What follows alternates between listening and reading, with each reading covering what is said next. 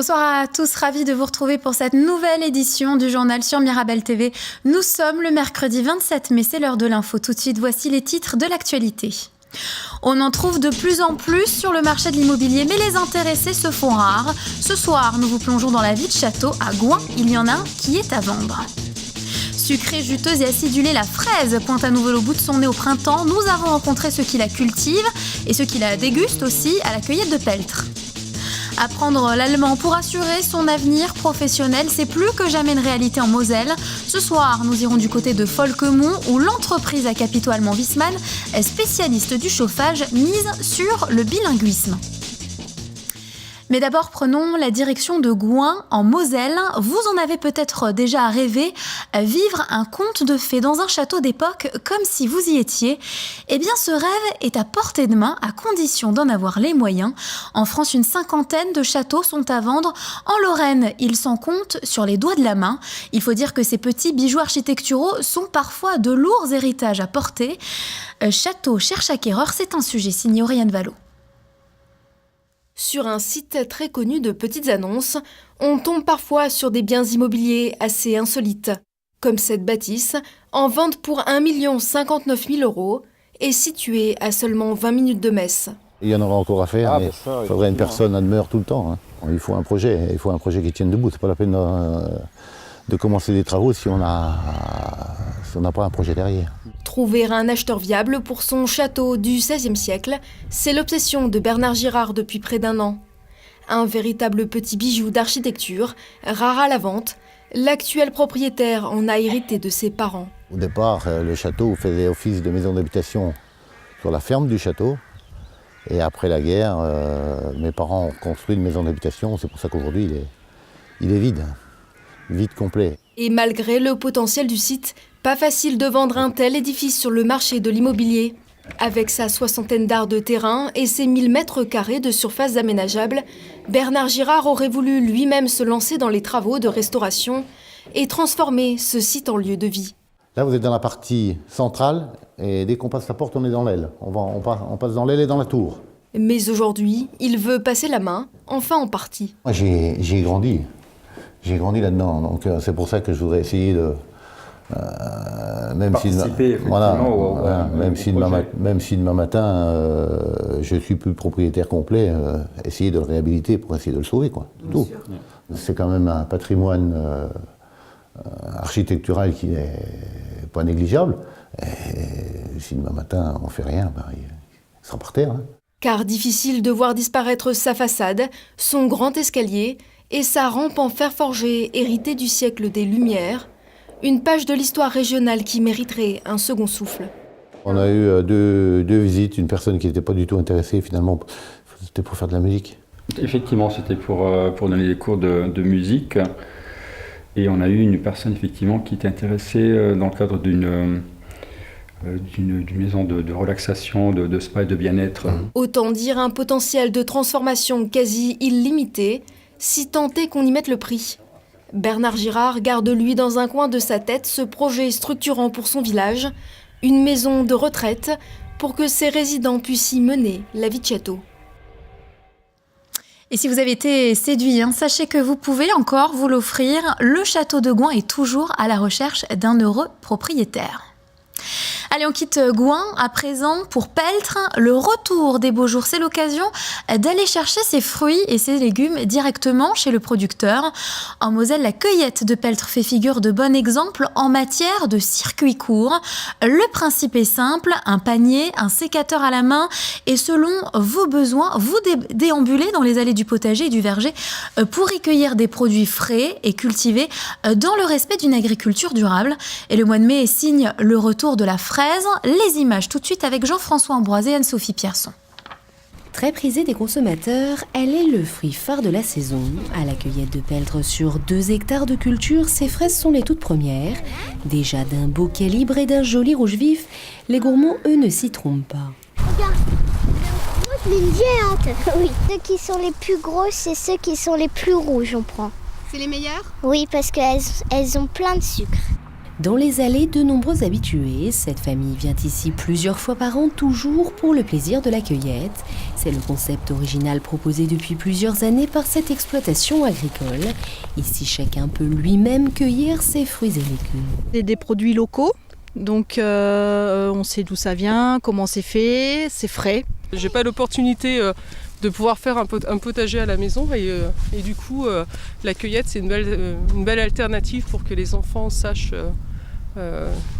d'où vient ce qu'ils mangent. Pour les fraises, un simple panier suffit et c'est parti pour la chasse aux plus beaux spécimens. Si certains sont encore novices, d'autres ont déjà une certaine pratique, une activité ludique pour ces enfants. Elles sont bien.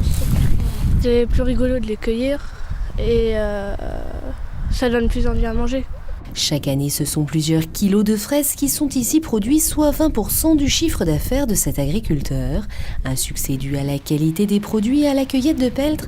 Les fraises sont encore produites en pleine terre, des cultures de plus en plus rares et pourtant plus savoureuses. C'est ça qui fait la différence de goût. Puis on a quand même un terroir spécial en Lorraine, des nuits fraîches, des journées bien ensoleillées. C'est ça qui donne tout le goût. Pour goûter aux premières fraises, il vous faudra débourser environ 6 €, des tarifs dégressifs selon la récolte en pleine saison.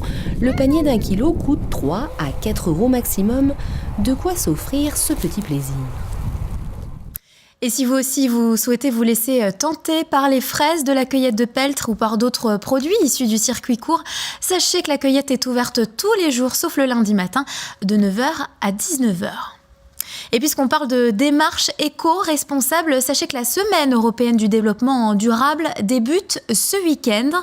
Et Montigny-les-Metz sera partie prenante de cette manifestation. Jusqu'au 7 juin, des actions de sensibilisation seront menées sur le terrain. Des cantines scolaires proposeront pendant une semaine des menus réalisés avec des produits locaux et bio. Des menus dont devraient profiter 350 enfants. Samedi 6 juin, ce sera la fête du vélo, place Pierre de Coubertin, avec au programme un grand quiz à vélo sur la ville, une bourse au vélo ou bien une initiation au premier geste de secours. L'occasion de valoriser les solutions et réalisations concrètes menées sur la commune. On écoute tout de suite Jean-Luc Baul, le maire de Montigny-les-Metz, au micro de Michel Weiss. La responsabilité d'une collectivité comme la nôtre, c'est d'être aux avant-postes de la pédagogie et de l'information auprès des habitants. Je crois qu'il est important de sensibiliser les habitants de la ville, quelles que soient d'ailleurs les générations, sur la nécessité d'avoir des comportements et des actions qui vont dans le sens du développement durable et de l'écologie urbaine et humaine. Allez, comme chaque soir cette semaine, nous vous proposons de découvrir une entreprise mosellane qui encourage la pratique de l'allemand auprès de ses employés. Hier, c'était Center Parks à Attigny. Ce soir, nous prenons la direction de Folquemont pour l'entreprise Wiesmann, leader européen du chauffage. Un symbole de coopération transfrontalière entre l'entreprise, dont le siège est basé à Lundorf, sur Eder en Allemagne, et la Moselle, où est exploité l'un des sites de production, et plus récent, un centre de compétences. Nous avons rencontré quelques-uns des collaborateurs pour qui l'allemand est un facteur déterminant dans leur embauche. Hallo, Jonathan, c'est Irène. Guten Morgen, Irène. Gut, danke schön. Und Ihnen? Auch gut. Ist das Wetter bei Ihnen? Ja. 8 heures, c'est l'heure à laquelle Jonathan, 26 ans, assiste à une formation en allemand par téléphone. Avant d'entamer sa journée de travail, il suit une leçon particulière. Celle d'aujourd'hui porte sur la rédaction d'une lettre de réclamation. Unterschreibung? Jonathan est ingénieur en conception. Il a été embauché tout de suite après son apprentissage dans une entreprise à capitaux allemands installée à Folquemont. Pour devenir cadre, il a été obligé de perfectionner sa pratique de l'allemand. C'est vraiment depuis 1 an, depuis que j'ai changé de service, depuis que j'ai eu la chance d'évoluer en interne, que j'ai vraiment besoin de pratiquer cette langue. Donc j'ai eu la chance d'avoir des cours par téléphone. Ça me permet environ 1 ou 2 fois par semaine de pouvoir pratiquer l'allemand pendant une demi-heure, 3/4 d'heure, ça dépend. Je pense que c'est vraiment la condition pour évoluer dans une entreprise allemande. Et même pour évoluer par la suite, pour être le plus indépendant possible au niveau de mes projets, pour que je puisse rencontrer des fournisseurs qui parlent allemand et pouvoir un petit peu me débrouiller avec eux. S'il a suivi des cours d'allemand tout au long de son parcours scolaire, elle n'a jamais été sa matière favorite. Aujourd'hui, elle fait partie de son quotidien, de ses échanges avec la maison mère à Allendorf, au contact régulier avec les fournisseurs allemands. Le bilinguisme, c'est le passage obligé pour ce nouveau diplômé. Comme lui, ils sont une cinquantaine de salariés à avoir suivi une formation linguistique au sein de l'entreprise, soit par le biais de cours individualisés, soit via des immersions en Allemagne. La maison mère est allemande puisqu'on livre nos produits en Allemagne. Dans mon cas de figure à nous, on achète aussi des machines en Allemagne, où certaines machines viennent d'Allemagne et donc on doit avoir des relations avec le fabricant, soit pour la faire évoluer, soit pour la changer. Et donc on consulte effectivement au niveau européen, mais notamment en Allemagne, où c'est un grand fabricant de machines spéciales et de machines de production. Des sociétés à capitaux allemands, on en compte plus de 70% en Moselle. Et l'entreprise Wiesmann compte parmi les plus importantes et les plus anciennes aussi. Installé depuis plus de 40 ans à Folquemont, le groupe se présente comme l'un des leaders européens de systèmes solaires thermiques. Chaque année, 300 000 m² de capteurs solaires sortent de cette usine. Son implantation en Moselle a d'ailleurs participé à la reconversion du bassin houiller par l'embauche de nombreux collaborateurs. Le site de production compte ainsi plus de 530 salariés, dont 300 ouvriers. Des collaborateurs recrutés pour certains tout de suite après leur apprentissage, pourvu qu'ils aient quelques bases linguistiques en allemand. On cherche toujours à privilégier le critère de l'allemand dans nos recrutements. On se heurte souvent à cette difficulté-là dans les recrutements, parce que on a des candidats qui ont fait un parcours scolaire avec de l'allemand mais qu'ils ont abandonné ensuite dans leur cadre de leurs premières expériences professionnelles, où on a des situations quand on recrute des profils plus juniors sortant d'école, où la pratique de l'allemand a été arrêtée assez rapidement et bien souvent il y a uniquement l'anglais qui est la langue qui a été étudiée. Un manque à gagner que bon nombre d'entreprises allemandes installées en Moselle tentent de remédier par le biais de formations. Une sensibilisation plus précoce permettrait néanmoins de combler ce déficit, car la Moselle est l'un des départements qui compte le plus de sociétés à capitaux allemands. Plus de 150 industriels allemands y sont installés, certains depuis plus de 50 ans. Et avant de se quitter, un rendez-vous à ne pas manquer. Ce soir, c'est le retour de votre émission Culture Arrière-Plan. Alicia Hublot et Oriane Vallot vous plongeront dans les coulisses du festival Passage qui se déroulait du 7 au 16 mai dernier à Metz. Un festival qui met en lumière les arts de la scène comme le théâtre, la danse ou bien encore des expositions avec toujours comme trame de fond l'Est de l'Europe. Une émission à découvrir ce soir à 21h10 sur Mirabel TV. Voilà, c'est la fin de ce journal. Merci d'être resté à l'écoute. Demain, vous retrouverez Maud Niederkorn. Passez une excellente soirée.